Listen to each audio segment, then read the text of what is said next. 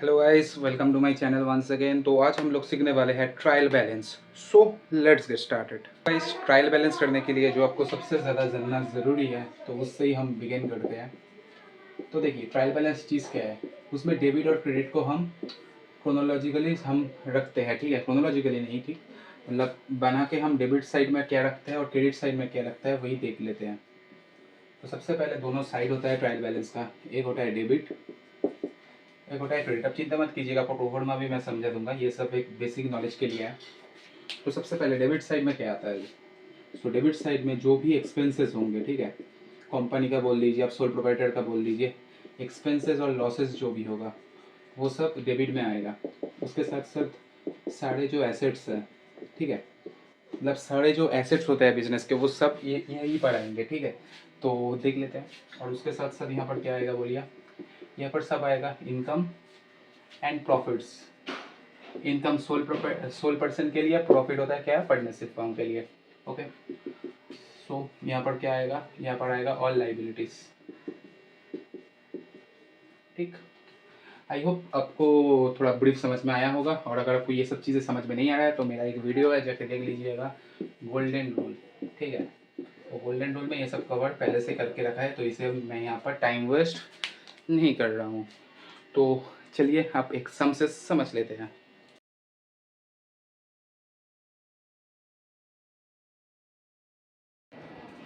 So guys, यहाँ पर आप देख सकते हैं, जैसे कि मैंने यहाँ पर क्या किया है, मैंने एक बार एक शॉर्टकट बना दिया ताकि आपको करने में कोई भी दिक्कत ना हो, आप लोग भी ये लिख सकते हैं, ठीक है। तो अब चलिए शुरू करते हैं कि ट्रायल बैलेंस का स्टेटमेंट कैसे प्रिपेयर किया जाता है। तो बने रहिएगा इस वीडियो में। तो सबसे पहले हमको ट्रायल बैलेंस करने के लिए जो आपको क्वेश्चन जो आपको अभी दिख रहा होगा उसमें आप देख सकते हैं, आपका जो पहला जो आइटम है वो है ओपनिंग स्टॉक, ठीक है। अब ओपनिंग स्टॉक क्या चीज़ है, बहुत अच्छे तरीके से समझिएगा। ओपनिंग स्टॉक मतलब क्या, मेरे पास जो गुड्स जो पड़े हुए हैं वो मेरे लिए तो एसेट्स है, लाइबिलिटी तो नहीं है ना। वो मैं बेचने जाऊंगा तो मार्केट से मेरे को वैल्यू भी मिलेगा। तो ओपनिंग स्टॉक क्या है बोलिए, मेरा एसेट है। तो एसेट है तो क्या आएगा, डेबिट में आएगा। तो सबसे पहले हम जरा प्रोफोर्मा देख लेते हैं, इसको प्रिपेयर कैसे किया जाता है। तो सबसे पहले हम इसका प्रोफोर्मा क्रिएट करेंगे, ठीक है। सबसे पहले आप ये ऐसा लिख सकते हैं,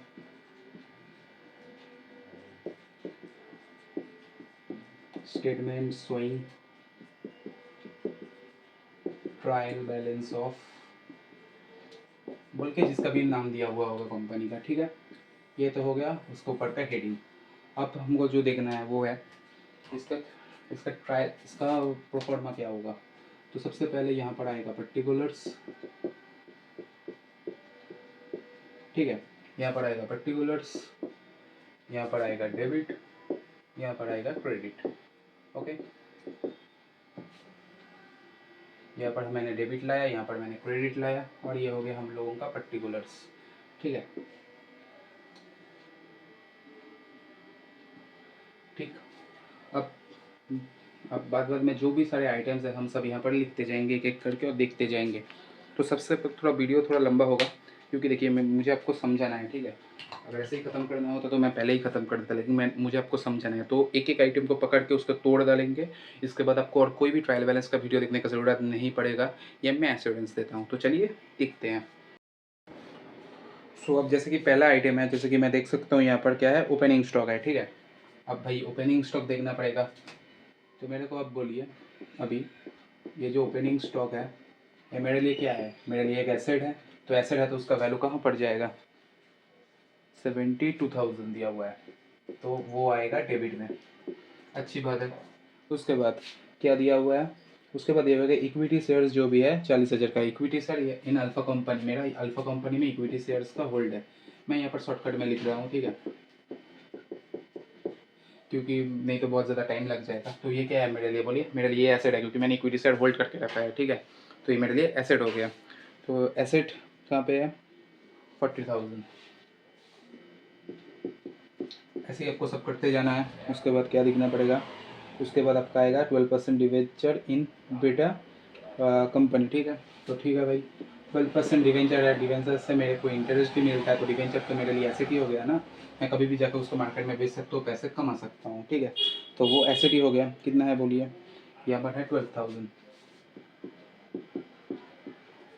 अब नेक्स्ट एंट्री है रिटर्न डेबिट। रिटर्न डेबिट का मतलब क्या है, मतलब मेरे पास सेल्स रिटर्न हुआ है, मैंने जो बेचा था वो मेरे पास आ गया, ठीक है। अब मैंने जो 100 रुपये का सामान बेचा था, अब वो 100 रुपये का सामान मेरे पास वापस आ गया, ठीक है। वो लॉस तो है, लेकिन यहाँ पर तो लॉस का बात नहीं बोला, यहाँ पर तो रिटर्न का बात बोला है। 100 रुपये का गुड्स मेरे पास वापस आ गया, तो उसको मैं फिर से बेच सकता हूँ, है ना। तो यहाँ पर क्या आएगा बोलिए, यहाँ पर आएगा रिटर्न इनवर्ट या फिर सेल्स रिटर्न, ठीक है। सेल्स रिटर्न कितना आएगा, सेल्स रिटर्न यहाँ पर कितना दिया हुआ है, 800। कोई बात नहीं, कोई परेशानी नहीं। और फिर इसके बाद क्या दिया हुआ है, क्रेडिट दिया हुआ है, मतलब रिटर्न आउटवर्ड। मैंने कुछ गुड्स खरीदा था और मैंने उसको वापस दे दिया, तो मेरा क्या हुआ, मेरा जो वैल्यूएशन जो एसेट्स था, एसेट्स से कम हो गया। तो अगर एसेट्स से कम होता है तो क्या होगा बोलिए, यहाँ पर आएगा परचेज रिटर्न। तो परचेज रिटर्न कितने से हुआ है, परचेज रिटर्न हुआ है 1000 से, यहाँ पर क्रेडिट में आएगा 1000। कोई बात नहीं, कोई परेशानी नहीं। चलिए अब नेक्स्ट देखते हैं, dividend on shares received. Okay,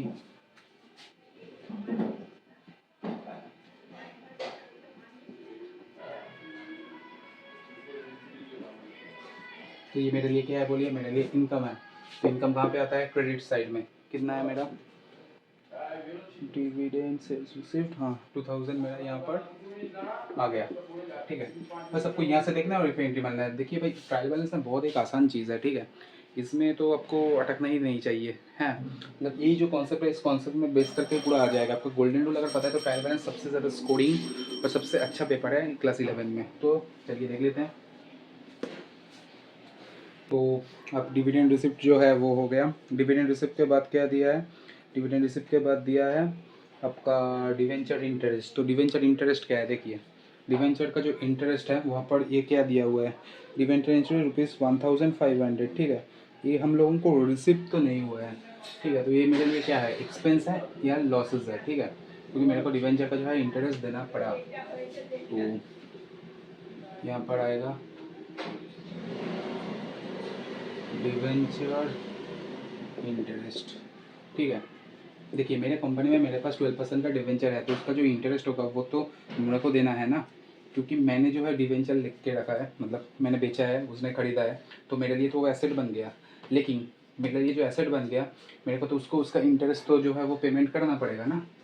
तो डिवेंचर इंटरेस्ट कितना दिया हुआ है, 1500। ओके जी, नॉट आई इशू। उसके बाद सिंकिंग फंड। अब सिंकिंग फंड क्या होता है, सिंकिंग फंड का मतलब होता है हम कोई मतलब एक रिजर्व बना के हम रखते हैं बिजनेस में, ठीक है, वही सिंकिंग फंड आप समझ लीजिए, ठीक है। सिंकिंग फंड मतलब रिजर्व, ठीक है। तो कितना आएगा बोलिए, सिंकिंग फंड रिजर्व में है 30,000। रिजर्व तो क्या होता है हम लोगों के लिए, एसेट ही होता है भाई, इसमें तो कोई बात ही नहीं होना चाहिए। सॉरी, सिंकिंग फंड ये रिजर्व वाला है, रिजर्व जो है वो लाइबिलिटी में आता है। तो 30,000 यहाँ पर, मैंने वो अगले वाले से मिस्टेक हो गया। और एक सिंकिंग फंड है, ठीक है, जिसमें मैंने इन्वेस्टमेंट करके रखा है, ठीक है, वो भी 30,000 दिया हुआ है। तो उससे ही मैंने थोड़ा कंफ्यूज हो गया था, कोई नहीं। डेबिट यहाँ पर आ गया 30%। अगर आप ध्यान से देखेंगे तो हम जर्नल ही बना रहे हैं, लेकिन एक बैलेंस शीट के फॉर्म में, ठीक है। तो अटकना तो नहीं चाहिए मेरे को लगता है, ठीक है। तो चलिए देखते हैं फिर। तो अब देखते हैं फैक्ट्री सेट। फैक्ट्री सेट हम लोगों के लिए क्या होता है बोलिए, फैक्ट्री सेट मतलब हम लोगों ने एक्सपेंस किया है, ठीक है। फैक्ट्री सेट में हम लोगों का खर्चा हुआ है, तो खर्चा हुआ तो क्या हुआ, उसका मतलब हुआ एक्सपेंस हुआ, एक्सपेंस हुआ मतलब फैक्ट्री सेट। एक पता नहीं भाई ये सब एक मतलब बैलेंस में आएगा कि नहीं, मेरे पास जगह थोड़ा कम है, कम ही बचा हुआ है, तो ठीक है। फैक्ट्री सेट, अच्छा फ्रेट आउटवर्ड, बाहर निकालने के लिए जो भी खर्चा हुआ मेरा, तो यहाँ पर आ गया फ्रेट आउटवर्ड। कितना खर्चा हो गया बोलिए, फ्रेट आउटवर्ड का है 3000, डेबिट में आएगा, जो कि ये मेरे लिए एक्सपेंस ही है। आउटवर्ड है तो क्या हुआ भाई, ये तो मेरे लिए एक्सपेंस ही है। तो अब ज़रा देखते हैं कि फ्रेट इनवर्ड भी जो है वो तो मेरे लिए एक्सपेंस है ही, ठीक है। ये इनवर्ड और आउटवर्ड में क्या है, ये लॉस है, ये अब इससे मत उलझाइएगा कि रिटर्न इनवर्ड रिटर्न आउटवर्ड के साथ। फ्रेट आउटवर्ड मतलब क्या है, जो भी मेरे ट्रक से जो भी माल जा रहा है उसके लिए बाहर निकलने के लिए जितना खर्चा गया, आने के लिए जितना खर्चा गया, वो सब इन फ्रेट में आता है। ठीक है, तो ये कितना दिया हुआ है 4000। ठीक है, कोई बात नहीं, फ्रेट इनवर्ड हो गया। अब है रॉयल्टी। ठीक है, रॉयल्टी क्या चीज़ है मेरे लिए? रॉयल्टी मेरे लिए एक एसेट है। अगर रॉयल्टी मेरे लिए एसेट है तो आपको ये देखना पड़ेगा रॉयल्टी का प्राइस कितना दिया हुआ है। रॉयल्टी दिया हुआ है 6000 रुपीज़, ये मेरे लिए एसेट है। ठीक है, आप रॉयल्टी के बाद दिया हुआ है रिजर्व फंड। ठीक है, रिजर्व फंड मेरे लिए क्या है बोलिए? मैंने रिजर्व का फंड क्रिएट करके रखा हुआ है। रिजर्व फंड है मतलब क्या? अब रिजर्व फंड मेरे लिए क्या है बोलिए? क्रेडिट में ही जाएगा भाई, बैलेंस शीट करके रखा तो आपको पता ही होगा। रिजर्व क्या है मेरे लिए? वो जो खर्चा होगा ही मेरे को पता है, उसके लिए मैंने रिजर्व बना के रखा हुआ है, तो वो होगा 24,000। ठीक है, उसके बाद है परचेस नॉट एडजस्टेड। ये बहुत अच्छी एंट्री है। परचेस है, ठीक है, लेकिन उसको उन लोगों ने एडजस्ट नहीं करके रखा हुआ है। Purchase not adjusted. Okay okay जी, देखते हैं फिर। परचेस किया लेकिन एडजस्टेड नहीं किया, तो एडजस्टेड नहीं किया तो क्या होगा मेरे लिए? परचेस क्या होता है मेरे लिए? परचेस एक्सपेंसेस होता है। हाँ, एक्सपेंसेस होता है, तो मतलब कहाँ पे आएगा? डेबिट में आएगा। और उसके साथ साथ परचेस किया है तो माल तो आया होगा, माल आया है तो एसेट में आया होगा। तो चलिए ये आ जाएगा परचेज नॉट एडजस्टेड 1,02,700। 1,02,700। ठीक, अब इसके बाद देखते हैं क्या आता है। कितना दिया हुआ है भाई? लोन एंड एडवांस से 6000। ठीक है, अब लोन एंड एडवांस तो भाई आपको, अब यहाँ पर ना एक ट्विस्ट है। लोन एंड एडवांस जो है पता है क्या होगा? डेबिट में आएगा। अब बोलिए भाई क्या? लोन तो भाई लाइबिलिटी होता है, लेकिन असल में यहाँ पर ये नहीं बोला है, लोन एंड एडवांस बोला है, जो कि हम लोगों को मिला है। अब वो समझेंगे कैसे? देखिए, सिर्फ लोन एंड एडवांसेस बोल के छोड़ दिया है, ठीक है, और कुछ नहीं बोला है। ठीक है, कहाँ से लिया, कुछ दिया, तो इसका मतलब क्या होगा कि लोन एंड फंड हमने किसी को प्रोवाइड किया है, जिसकी वजह से हमको पैसा मिलेगा। तो कहाँ पे आएगा वो? डेबिट में आएगा। ये तो मेरे लिए एसेट ही बन जाएगा 6000। ओके, नोट आइजू। उसके बाद लोन एंड एडवांसेस के बाद है प्रोप्राइटर्स कैपिटल। ये तो भाई आसानी चीज़ है। प्रोप्राइटर का जो कैपिटल है वो क्या रहता है बोलिए? लाइबिलिटी रहता है। ठीक है, उसका कैपिटल इन्वेस्टेड हुआ पड़ा हुआ है, तो क्या बन गया बोलिए? आप जब भी वो मांगेगा तो हमको वापस देना पड़ेगा, इसलिए वो क्या है? वो लाइबिलिटी में ट्रीट होता है। 1,00,000। अच्छा जी, चलिए। अब उसके बाद है लोन फ्रॉम बैंक। हाँ हाँ, यही मैं बोल रहा था, देखिए। ठीक है, ये देखिए, अब बैंक से मैंने लोन लिया, यहाँ पर बोल दिया, तो क्या होगा बोलिए? मेरा वो आएगा लाइबिलिटी के अंदर, क्योंकि मेरे लिए लाइबिलिटी है। तो लोन फ्रॉम बैंक जो लिया वो हो गया 40,000। तो स्पेस नहीं है, कोई नहीं, ऊपर वाला स्पेस हम यूज़ कर लेंगे। ठीक है, आई होप तो अब तो इन लोगों ने लिख ही दिया होगा अपने ये सब। पॉज करके तो अब लिख ही सकते हैं। ठीक है, अब कुछ ही आइटम बचा हुआ है। उसके बाद लोन फ्रॉम बैंक हो गया। अब आएगा कोल एंड फ्यूल। ठीक है, कोल एंड फ्यूल है, वो क्या होगा बोलिए? मेरे लिए एसेट होगा। ठीक है, अच्छा, यहाँ पर मैं डेबिट कर रहा हूँ, यहाँ पर मैं क्रेडिट कर रहा हूँ। ठीक है, कितना आया बोलिए? Coal and fuel, coal and fuel दिया हुआ है 1500 डेबिट। इसके बाद दिया हुआ है फैक्ट्री वेजेस। तो वेजेस क्या है मेरे लिए? एक्सपेंस है, तो कहाँ आएगा? डेबिट में आएगा। आई होप गाइस आपको तो अभी परेशानी नहीं आना चाहिए, अगर मैंने पिछले वीडियो सब कुछ देख के रखा है तो ये सब तो आसान चीज़ें ही हैं। ठीक है, अब फैक्ट्री वेजेस है। अब profit on revaluation on asset देखना पड़ेगा आपको।